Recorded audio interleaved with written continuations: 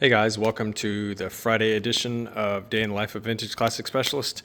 So I did not personally work on this car today, but we had Robert from Custom Corrections, who we've used in the past, came in and did a full color correction, buff, and ceramic coating on the Prairie Beige 57 Oval.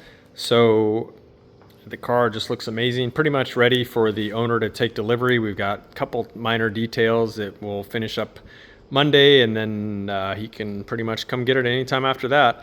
So yeah, Robert was here all day. He really takes his time. He does an amazing job. I'm really in disbelief at how amazing this paint looks. It looked good before, but now it's just over the top, and I'm sure the video doesn't really do it much justice. Keep your eyes out. I did film and will post soon a complete walk around video of this car. I think 9 minutes long, very pretty detailed walk around. But yeah, so that did happen at the shop today. And let's talk about what I actually did. So had a day when I felt like I was busy all day, but not a lot of exciting stuff to show for it, but let's talk about what I did nonetheless. So kind of started the day back here at on the motor on the 71 Ghia.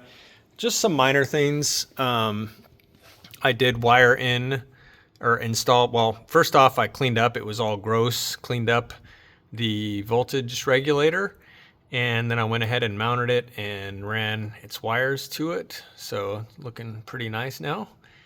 And then continued on with wiring, wired up the coil and the oil pressure switch, and then the wires over here running to the generator. So motor's pretty much wired up now. So again, just little things trying to keep the progress going. The other thing I did, which is super not exciting, was I installed a new tube here that has the cable in it that goes to the rear trunk release, which obviously is not installed yet, but the housing for this cable was in 3 or 4 pieces, all busted up. They get crusty. They do, Carmen Ghia Parts and Restoration does sell this tube by itself. The cable is fine, so we'll finish routing that when we get around to installing the actual latch mechanism here. So that was kind of the main things at the back of the car. Oh, actually, one more thing at the back of the car. So these Ghias, because the vents for the engine are pretty much right over the engine, to keep the motor dry when it's raining, there's basically a big cover that goes over that. And you can see that right here.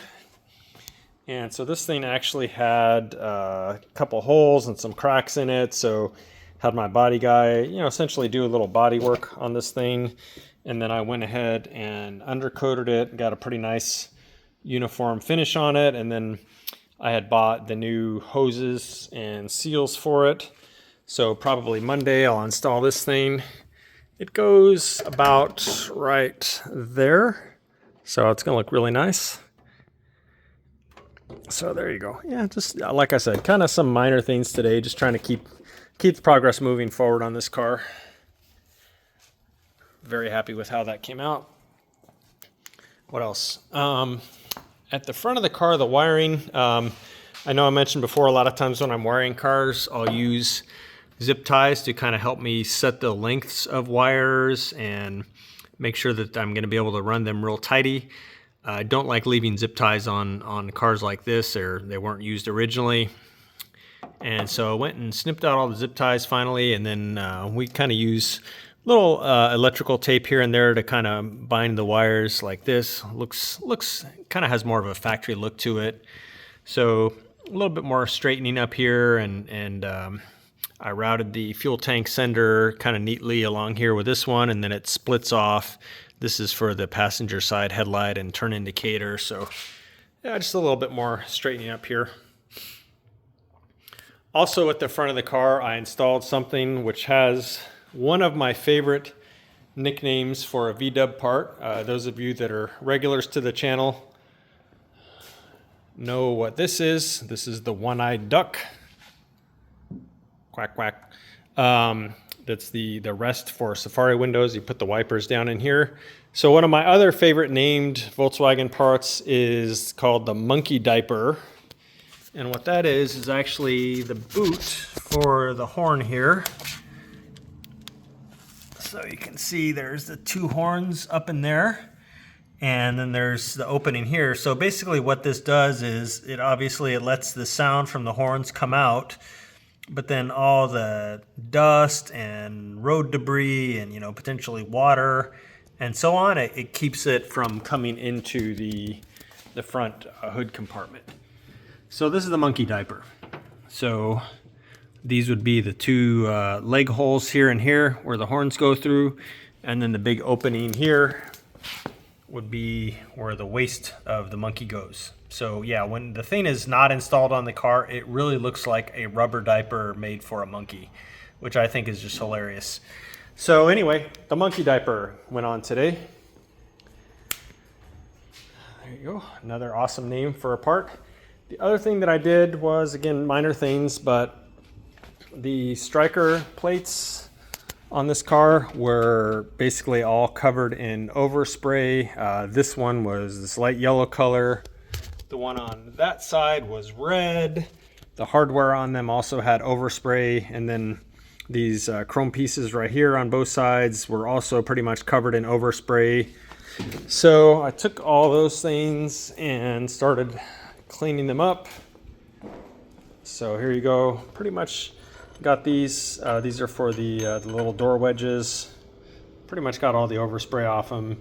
And then the striker plates, pretty much ended up sandblasting those. I'll probably clear coat those and make them stay looking nice. Hardware on these was all overspray. So yeah, this stuff's gonna look a lot better. And then the actual door jambs themselves, I'm going to paint the body color yellow. So they're yellow now, obviously, but this car was a lighter shade of yellow before it was the brighter yellow that it is now. So I'm going to try and match those up. I'm not sure if I'm going to do the fronts of these or not, but the back for sure, because this you definitely see that. So anyway, that's pretty much it for today, other than the usual phone calls and so on and so forth. It occupies more of the day than I would like, but part of running a shop. So that is it for this week, guys. Keep your eyes out for the detailed video on the Prairie Beige 57. If I don't get around to uploading that today, then I'll do that this weekend. And so that is pretty much it for this week, guys. So thanks for tuning in, and we'll see you next time. Thanks. Bye.